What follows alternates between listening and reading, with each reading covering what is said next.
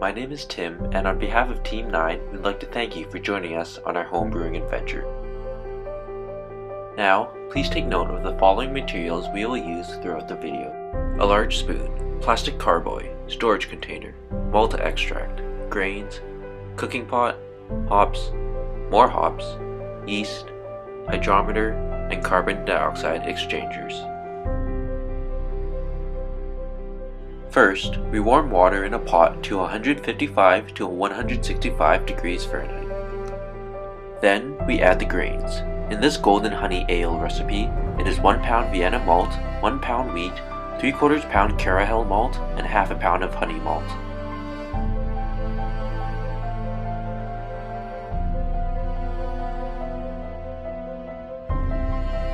After giving it a good stir, allow the grains to steep for 45 minutes to an hour, which allows the grain to release its flavor into the liquid.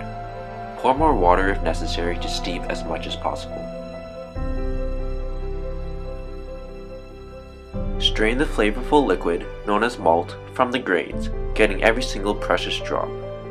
Repeat as necessary. Pour the liquid back into the pot and discard the grains.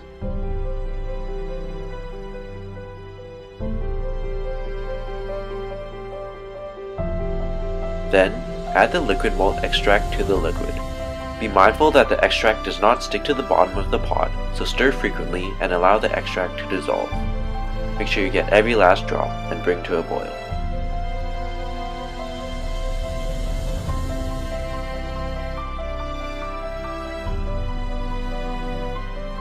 Add the first bag of hops, known as the bittering hops, which gives beer its distinct bitter taste. Hops also assist in preventing the growth of harmful bacteria. Allow the bittering hops to boil for 60 minutes.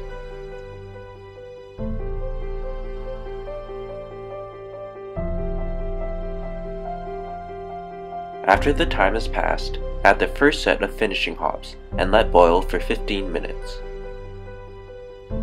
Add the second set of finishing hops and let boil for 5 minutes. Finishing hops add flavor and aroma to the beer.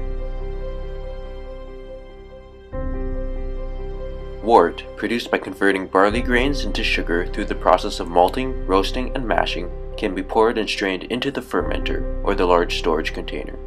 As will be shown later, the wort enters the storage container so that it can be fermented and carbonated. You can think of wort as concentrated beer without the fizziness. Then, add cool water to lower the temperature of the wort. Add an appropriate amount of water that satisfies the amount of beer you want to make. In our case, we wanted to make 1 night's worth, so we made 23 liters.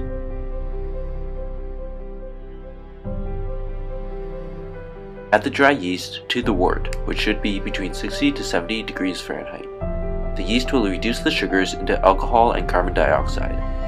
Let the beer ferment for 10 to 14 days, and after that, you should have the distinct alcoholic and carbonated taste to the beer.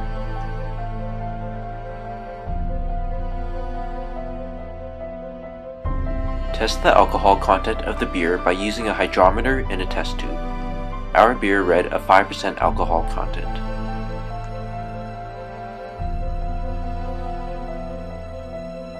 After the long fermentation process, siphon the beer into bottles.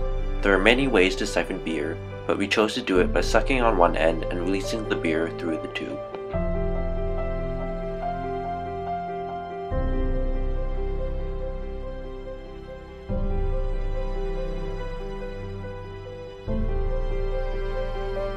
Finally, use a bottle capper to seal a cap onto the beer bottle.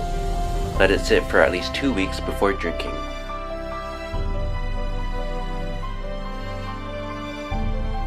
Now that the beer is ready, kick back, relax, and enjoy the beer.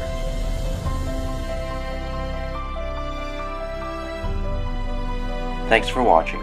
We hope you enjoyed the video and learned a thing or two. If you haven't already, we strongly encourage you to give home brewing a try.